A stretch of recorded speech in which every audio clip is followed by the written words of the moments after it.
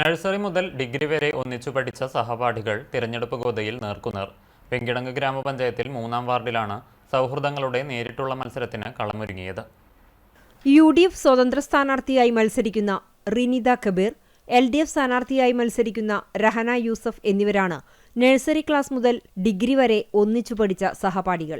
Padur Vanivilasam UP school, Padoor Alimul Islam higher secondary school, Guruvayur Aryabhatta college എന്നിവിടങ്ങളിൽ ഇരുവരും ഒന്നിച്ചാണ് പഠിച്ചിരുന്നത്.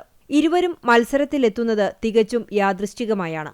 LDF സ്ഥാനാർത്ഥി രഹന യൂസഫ് സ്ഥാനാർത്ഥിയായി പ്രചരണം തുടങ്ങി ദിവസങ്ങൾ കഴിഞ്ഞതിനു ശേഷമാണ് റിനിത കബീർ സ്ഥാനാർത്ഥിയായി എത്തുന്നത്. വാർഡിൽ സഹപാഠികളിൽ ആര് ഒന്നാമതെത്തുമെന്ന ആകാംക്ഷയിലാണ് വോട്ടർമാർ. പഠനകാലത്തെ വീറും വാശിയും കൈമോശം വരാതെയാണ് ഇരുവരും വോട്ടർമാരെ നേരിൽ കണ്ട് വോട്ട് അഭ്യർത്ഥിക്കുന്നത്. BJP സ്ഥാനാർത്ഥിയും വാർഡിൽ സജീവമാണ്.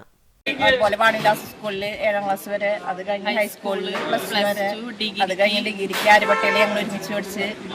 സൗഹൃദം എന്ന് പറഞ്ഞാൽ ഞങ്ങള് അത്രയും വലിയ സൗഹൃദമാണ്. ഞങ്ങള് കട്ട ചങ്സ് തന്നെ പറയാം. ഞങ്ങൾ കുറച്ച് ഗ്യാങ് ഉണ്ട് ഞങ്ങളത്. അങ്ങനെ അത് ഞങ്ങൾ ഇടയ്ക്ക് ഒരുമിച്ച് കൂടാറുണ്ട്. എവിടെയായാലും